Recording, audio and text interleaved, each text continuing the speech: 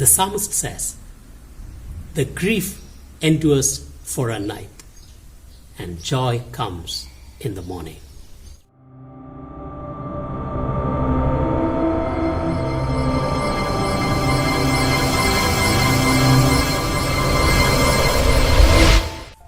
May the peace and joy of Christ be with you today. It is when we are in transition that we are most completely alive, opines William Bridges. We have heard time and again that our life is a mix of ups and downs and sorrows and joy. Yes, our life is a story of transitions.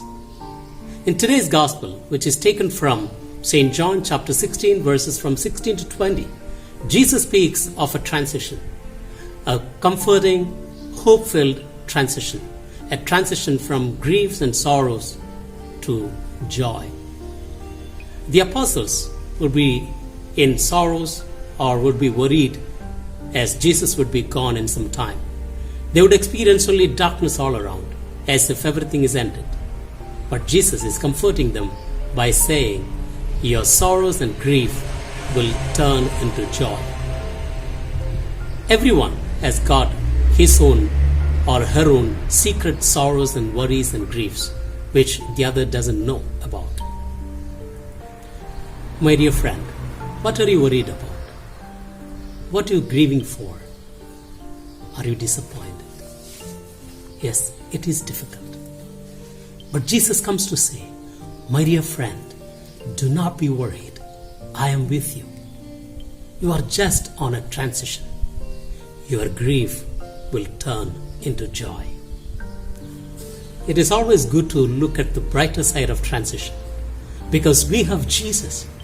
Jesus who has turned the water into wine, who has turned the 5 bread into 5,000, who has turned the leprous skin into a clear, healthy skin, who has turned the many years' darkness of a man born blind into light and vision, who has turned the lifeless body of Lazarus into a fully alive human being, who has turned the sorrows and griefs and worries of so many men and women of Israel into joy and happiness.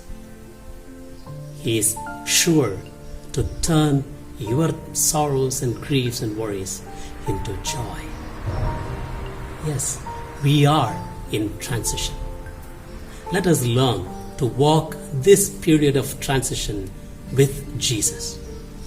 The psalmist says, "The grief endures for a night, and joy comes in the morning." May the word of Christ redeem us.